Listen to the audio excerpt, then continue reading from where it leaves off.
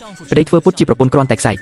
ស្ត្រីដែលធ្វើពុតជាត្រូវបានគេរៀបចំដូចជាអាយ៉ងប្តីបានឲ្យគាត់ដេកលើដីគ្រប់ដោយកញ្ចក់បាក់រំឲ្យគាត់នឹងឈៀវសិនរីករាយនៅពេលពួកគេអផ្សុកខ្ញុំក៏នឹងគ្រប់គ្រងគាត់ឲ្យចាក់ចេញពីផ្ទះតាមគំនិតទូចដើមរបស់គាត់កុំរំខានពេលវេលាដ៏ល្អរបស់គាត់នឹងឈៀវសិនស្ត្រីដែលមិនត្រូវបានគេធ្វើពុតជាដូចជាបរិសុទ្ធឈើបន្តទៅតាមផ្លូវហើយប្រសិនបើមាននរណាម្នាក់បង្ខំឲ្យភ្ញាក់ឡើងស្ត្រីហិបនូសៃវានឹងបង្កការវាយបករបស់គាត់ហើយនៅពេលនេះគាត់បានសន្លប់ហើយមានធម្មពលមិនចេះចប់អាចទម្លាក់បរិសុទ្ធខ្លាំងបានយ៉ាងងាយចៃដន្យលើកនេះភាពមិនធម្មតារបស់គាត់ត្រូវបានកត់សម្គាល់ដោយគ្រូពេទ្យដែលឆ្លងកាត់ទៅមុខហើយដាស់គាត់ស្ត្រីវាយប្រហារដោយមិនដឹងខ្លួនប៉ុន្តែមិននឹកស្មានដល់គ្រូពេទ្យខ្សែចងនៅនឹងក្បាច់ឃ្លីអសុរកាយដេកលក់ដោយផ្ទាល់នៅពេលស្ត្រីភ្ញាក់ខ្ញុំមិនចាំថាមានអ្វីកើតឡើងកាលពីយប់មិញទេខ្ញុំមិនដឹងថាហេតុអ្វីបានជាជើងរបស់ខ្ញុំឈឺខ្ញុំចាំមិនច្បាស់ថាប្តីរបស់ខ្ញុំយកខ្សែចេញខ្ញុំមិនចាំថាមានអ្វីកើតឡើងបន្ទាប់ពីនោះទេវិជ្ជាបណ្ឌិតបានប្រាប់គាត់ពីលទ្ធផលនៃការពិនិត្យរបស់ស្ត្រីតាមទស្សនៈនៃលក្ខណៈស្រីវិជ្ជាផ្សេងអ្នកត្រូវបានប្តីរបស់អ្នកធ្វើពុតជានឹងច្រើនជាងម្ដងនេះបានបណ្ដាលឲ្យអ្នករបួសផ្លូវចិត្តយ៉ាងខ្លាំងតើវាអាចទៅរួចដោយរបៀបណាហេតុអ្វីប្តីខ្ញុំធ្វើបែបនេះ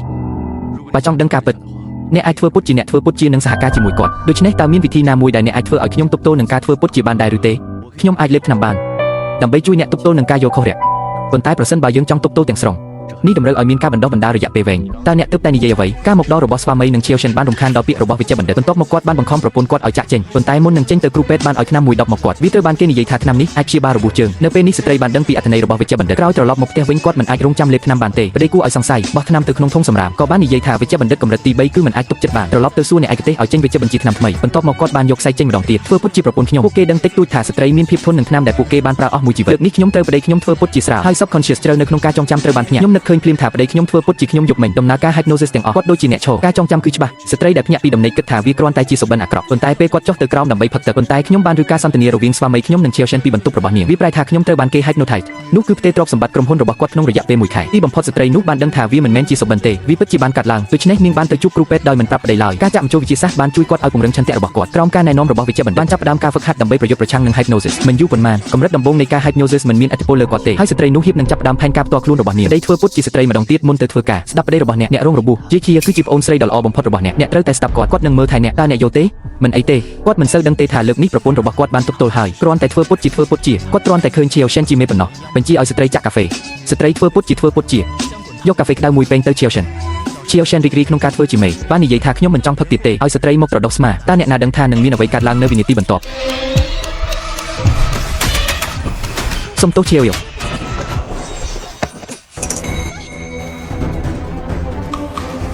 ភ្លៀងស្រាលប្តីមិនយល់ថាហេតុអ្វីបានជាប្រពន្ធធ្វើបាបឈៀវសិនប៉ុន្តែស្ត្រីនោះធ្វើពុតជាមិនដឹងអ្វីទាំងអស់មើលទៅគ្មានកំហុសបុរសសង្ស័យថាឈៀវសិនកំពុងប៉ះការផ្ញើពាក្យកន្លឹះធ្វើឲ្យប្រពន្ធខ្ញុំបាត់បង់ការគ្រប់គ្រងដើម្បីសាកល្បងប្រពន្ធរបស់គាត់បានធ្វើពុតជាស្ត្រីម្ដងទៀតហើយបានបញ្ជាឲ្យស្ដាប់ប្រពន្ធខ្ញុំអ្នករងរបួសបាញ់ខ្លួនឯងជាមួយរឿងនេះចាប់ផ្ដើមដាក់វានៅក្នុងដៃរបស់អ្នកបើមិនដូច្នោះទេជំងឺនឹងមិនអាចព្យាបាលបានទេ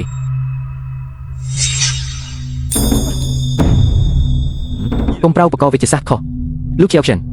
វានឹងអាក្រក់ប្រសិនបើអ្នកធ្វើបាបខ្លួនឯងដោយចៃដន្យមានអ្នកខាងក្រៅមានវត្តមានប្តីគ្មានជំរឿអ្វីក្រៅពីលុបចោលការប៉ុនប៉ងនេះប៉ុន្តែឈៀវសិនមានការខកចិត្តយ៉ាងខ្លាំងតែទិញអីវ៉ាន់ជាមួយនារីដែលធ្វើពុតជាស្ត្រីដែលធ្វើពុតជាដឹងអ្នកនឹងត្រូវចំណាយដោយខ្លួនឯងនៅទីបញ្ចប់ប៉ុន្តែវាមិនបានបញ្ឈប់ឈៀវសិនពីការដើរទិញអីវ៉ាន់នោះទេគាត់ដឹងថាប្តីរបស់គាត់នឹងខឹងនៅពេលគាត់មកដល់ផ្ទះព្រោះកាត់នេះជាកាត់បន្ថែមដែលប្តីនាងបើកឲ្យនាងវាជាលុយរបស់ប្តីខ្ញុំដែលត្រូវចំណាយបានអន្ទានដែលមានដែនកំណត់1លានយួនអ្នកបានបំផ្ទុះវាក្នុងពេលតែមួយខ្ញុំមិនបានប្រាប់អ្នកទេឥឡូវនេះគឺជារយៈពេលដ៏សំខាន់សម្រាប់ក្រុមហ៊ុនរបស់យើងខ្ញុំស្គាល់ប្តីរបស់ខ្ញុំតើខ្ញុំមិនបានចំណាយច្រើនទេថ្ងៃនេះខ្ញុំធ្វើបាបឈៀវយកគាត់គឺជាមិត្តល្អបំផុតរបស់ខ្ញុំគាត់បានឃើញអ្វីមួយដូច្នេះខ្ញុំបានទិញវាឲ្យគាត់ខ្ញុំទើបតែទិញសម្លៀកបំពាក់ខ្លះហើយគឺមេងហ្វេដែលបានបង់វិកេបាត់តើគាត់បានអូកាសរបស់អ្នកដោយរបៀបណាប្រពន្ធស្ដាប់ប្តីឲ្យខ្ញុំងូតទឹកក្តៅភាពសប្បាយរីករាយចាប់ផ្ដើមប្តីនិងឈៀវសិនមានចំនួនជាលើកដំបូងនេះជាអ្វីដែលស្ត្រីចង់បាននៅពេលអាហារឈៀវសិនបានបញ្ជាឲ្យស្ត្រីនោះចម្អិនស៊ុប spinach ស្ត្រីដែលស្គាល់ប្តីគាត់មានអាឡែស៊ីជាមួយផ្លែស្បៃប៉ុន្តែគ្មានការរំលឹកទេប្រកាសណាស់ប្តីបានដឹងថាមានអ្វីមួយខុសប្រក្រតីបន្ទាប់ពីបានតែមួយក្តាប់តើមានអ្វីនៅក្នុងស៊ុបនេះស្បៃខ្មៅហើយអ្វីបានជាអ្នកសួរគាត់ឲ្យចម្អិនស៊ុប spinach ដឹងអត់ថាខ្ញុំអាឡែស៊ីខ្លាំងនឹងស្បៃ spinach ខ្ញុំមិនដឹងទេសម្លាញ់អ្នកមានប្រជាប្រិយភាពណាស់តើអ្នកមិនអីទេហើយអ្នកឈួតមនុស្សល្ងងដែលមិនអាចធ្វើអ្វីបានសូមគោរពនរណាម្នាក់មកយ៉ាងលឿនកុំហៅខ្ញុំឆាប់រថយន្តសង្គ្រោះមកដល់ហើយប្តីចាប់ផ្ដើមសង្ស័យប្រពន្ធរបស់គាត់បានសម្រេចចិត្តព្យាយាមម្ដងទៀតជាសំណាងល្អខ្ញុំបានតាំងចិត្តកាន់តែខ្លាំងតាមរយៈការហ្វឹកហាត់របស់ខ្ញុំបើមិនដូច្នោះទេវានឹងត្រូវបានលាតត្រដាងប្រពន្ធទៅសម្អាតបន្ទប់ភ្ញៀវ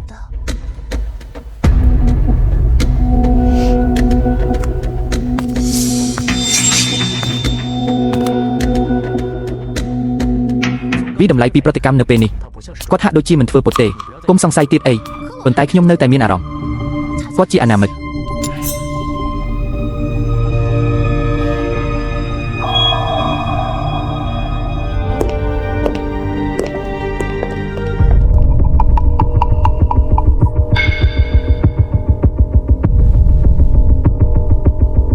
ប្តីខ្ញុំបានរៀបចំបន្ទប់ភ្ញៀវរួចហើយភ្លៀងធ្លាក់នៅពេលយប់ដូច្នេះសូមស្នាក់នៅទីនេះ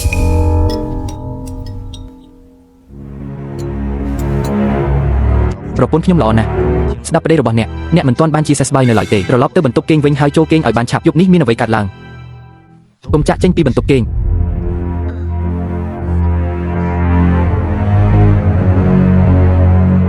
ខ្ញុំនឹងមិនលាក់វាពីអ្នកទេ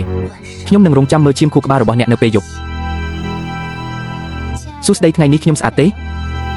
សម្រស់គឺជាភាពស្រស់ស្អាតចុះបើប្រៀបធៀបជាមួយប្រពន្ធវិញជាការពិតណាស់គឺជាអ្នក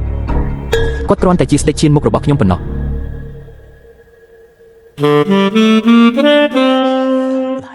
អូវាគួរឲ្យខ្ពើមណាស់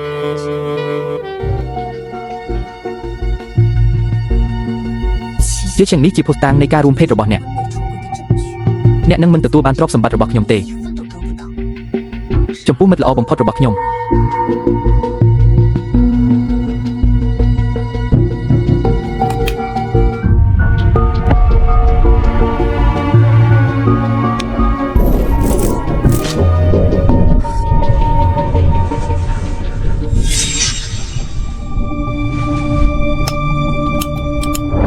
តើមានអ្វីកើតឡើងភ្លើងបានបិទ